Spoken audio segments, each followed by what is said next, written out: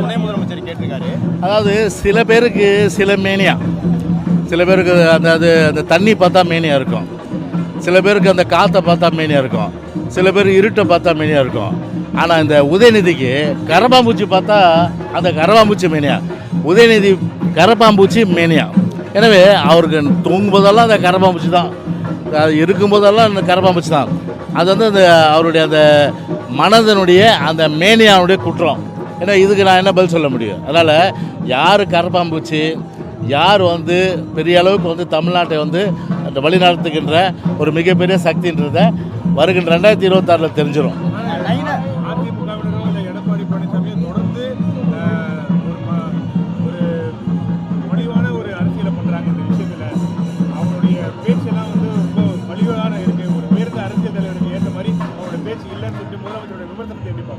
இல்லை, அவர் எதிர்கட்சியாக இருக்கும்போது சரி, ஒரு ஷார்ட் டெம்பர் அவர், அதாவது வந்து தன்னிலை மறந்துடுவார் அவர், புரியுதுங்களா?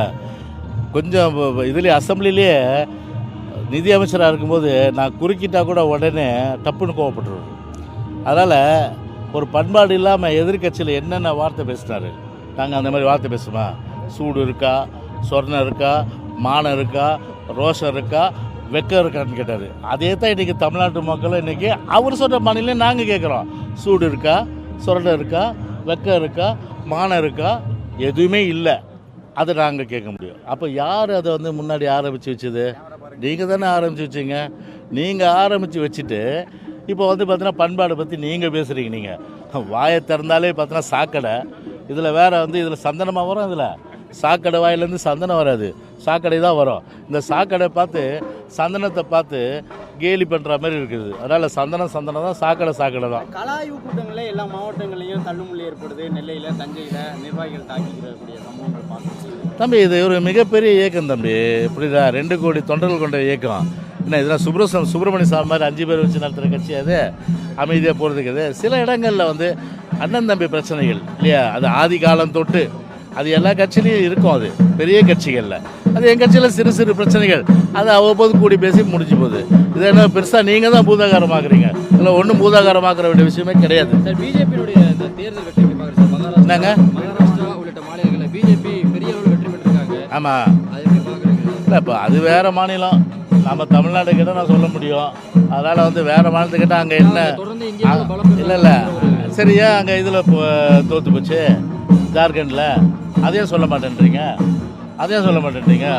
மகாராஷ்டிரா அது நான் பெரிய மாநிலம், சிறு மாநிலம். அதனால் மற்ற மாநிலத்தில் வெற்றி தோல்வினா அந்த மாநிலத்தில் சூழ்நிலை. அதில் இதை வந்து பற்றி அதிமுக இதில் என்ன பதில் சொல்ல முடியும்? தமிழ்நாட்டை பற்றி கேளுங்க, நான் சொல்கிறேன். நான் 2026 பாஜக தலைமையில் கூட்டணி ஆட்சி 2026 மலரும்னு நேற்று அந்த வெற்றிக்கு பிறகு தமிழிசை வந்து யார் அது அவங்க கருத்து, அவங்க சொல்கிறாங்க. எல்லாருக்கும் தான் ஆசை இருக்கும். இப்போ நீ கூட கேள்வி கேட்குறீங்க, நீங்கள் உங்களுக்கும் ஆசை இருக்கும் ஒரு நாளாவது நம்ம சீஃப் மினிஸ்டர் ஆகணும், நம்ம தலைமையில் வந்து எல்லா கட்சியும் வரணுன்ட்டுன்னு. அது ஆசைக்கு போய் நான் என்ன போய் தடை போடுறது? அது வந்து ஆசையாகவே தான் இருக்கும். அது ஆசையாக தான் இருப்பாங்க, கனவாக தான் இருக்கும். அது ஒருபோதும் நிறைவேற போகிறது கிடையாது. போதுமா?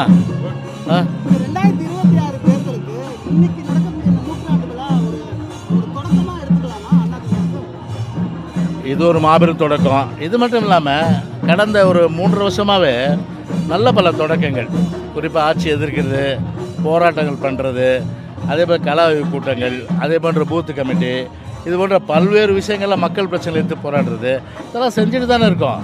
அதெல்லாம் கண்டிப்பாக அதெல்லாம் தொடக்கம். இது ஒரு பெரிய சந்தோஷம். ஏன்னா புரட்சி தலைவருக்கு பின்பக்க பலமாக இருந்தவர் யார்? திரும்ப ஜானகி அம்மையார் அவர்கள். ஏன்னா அந்த வகையில் பார்த்தீங்கன்னா கலைத்துறையில் அரசியல் வந்து ஒரு கோலோச்சுவதற்கு ஒரு பெரிய அளவுக்கு வந்து அவங்களுடைய அந்த பணி இருந்தது, அவருடைய கடமை இருந்தது. எனவே அது மட்டும் இல்லாமல் பார்த்தீங்கன்னா வந்து இப்போ கட்சி பிரிஞ்சப்போ வந்து பார்த்திங்கன்னா பெருந்தன்மையோடு வந்து ரெட்டலை சின்னம் கிடைப்பதற்கும் இது புரட்சி தலைவர் மாளிகை அதே போல் வந்து எல்லா வகையிலும் ஒத்துழைப்பு கொடுத்தவர்.